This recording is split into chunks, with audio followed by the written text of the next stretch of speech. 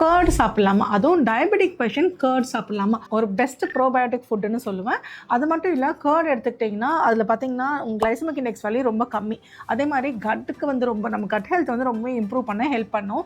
Cut bad bacteria வந்து நமக்கு improve ஆகிறதுக்கு ரொம்பவே ஹெல்ப் பண்ணும். அது மட்டும் இல்லை, கர்ட் வந்து நீங்கள் வந்து சக்கரைலாம் போடாமல் வீட்டில் பண்ணி சாப்பிட்றது ஒரு பெஸ்ட் ஆப்ஷனாக இருக்கும். ஏன்னா அதில் ப்ரிசர்வேட்டிவ்ஸ் இருக்காது, வேறு எதுவுமே வந்து எக்ஸ்டர்னல் ஐட்டம் எதுவுமே ஆட் பண்ணியிருக்க மாட்டாங்க. ரொம்ப ஃப்ரெஷ்ஷாகவும் இருக்கும்.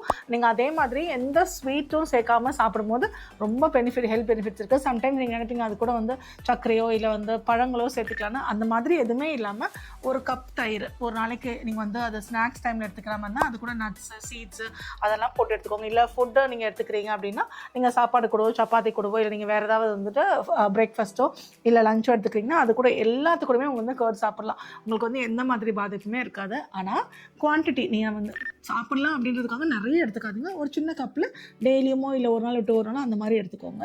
உங்களுக்கு வந்து பிடிச்சிருக்கு அப்படின்னா நீங்கள் வந்து ஒரு நாள் விட்டு ஒரு நாள் எடுத்துக்கலாம். இல்லை உங்களுக்கு வந்து எனக்கு வந்து ஸ்வீட் போடாமல் சாப்பிட முடியல அப்படின்னா நீங்கள் ஏதாவது சாப்பாடு கூட அந்த மாதிரி கூட ட்ரை பண்ணி பாருங்கள்.